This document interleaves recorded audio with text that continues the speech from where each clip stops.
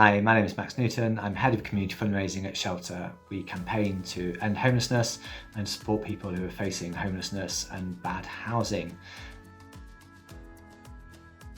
Something that not many people know about me is that I do a lot of running, and that has included running for 200 miles in a dark tunnel to raise money for charity, included running across Scotland, which is 214 miles with another 20 for getting lost, and also included running the Great North Run dressed as Robbie Savage.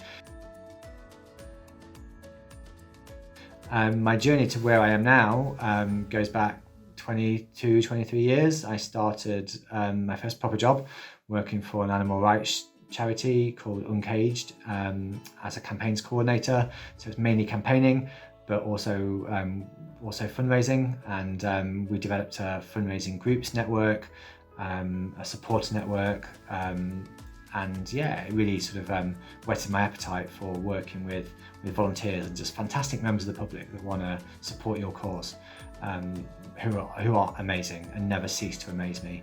I then thought I would have no transferable skills after being there for 10 years because I thought all my skills were really specialist to that particular cause, but I joined the British Red Cross as a community fundraiser, and yeah, did that role as community fundraiser for Yorkshire for 7 years. Was again lots of success with volunteer fundraising, sponsored events fundraising, and yeah, really working with volunteers and coordinating volunteers across really large area to be really successful.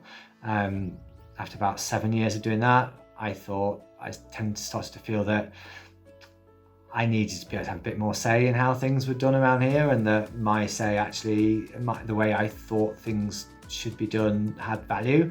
And so became a fundraising area manager and then a fundraising manager, and then about 15 months ago saw this opportunity at Shelter to basically develop a brand new community fundraising team. So when I started, there were 6 people in the team, including me, and now we've grown the team to 21 people, which is amazing and is a great indication of our success, the great people we've got in the team, the great people across the organisation that have supported and invested community fundraising, for which I'm really grateful. My days are on quite a lot of Teams catch-ups, Teams meetings, Teams one-to-ones, and I think a lot of my colleagues will say will not like the days when they spend a lot of it on those video calls, because it means they can't do any proper work, any real work. I think I take a bit of an opposite view. I really value those. I think I'm loving the opportunity to be able to be in any meeting and be able to get a face-to-face meeting with any colleague across England and Scotland, even though I'm based in Sheffield and they might be based in London, in Scotland, in Bristol and so on.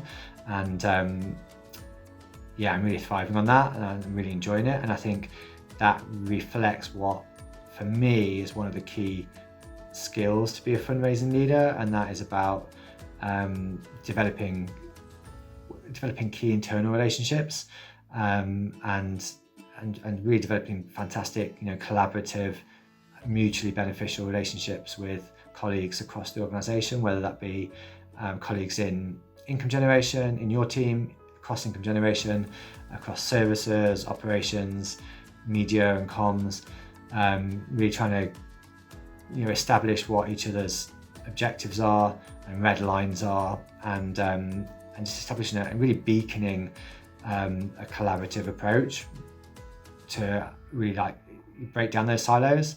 And I think every organisation has those silos, and I think all of my success and any of my success, even going right back to when I was a community fundraiser in Yorkshire, was about breaking down the silos and establishing fantastic working relationships with other colleagues who might be on my peer level, who I manage and who are on my team, and who also my manager and other colleagues at more senior level.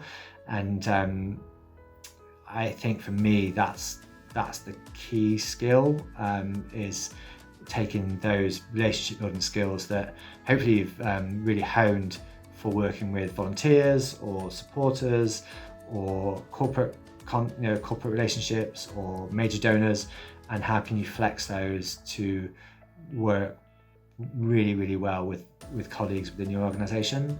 And I think that really reflects as well the advice that I give to anybody is really establish who your allies are within an organisation, who you need them to be, who you want them to be, perhaps the people that don't get on well with your team or department at the moment. And if you can be the person that that really in a positive way attacks those difficult relationships to turn them into good relationships, you'll be the person that progresses and can move on, and more importantly, you'll be the person that's really making things happen for your team and for the organisation to raise more money to help the people or animals or whatever the cause is that your charity is set up to help. That's all for me. I hope that's interesting and useful. Thanks very much. Bye.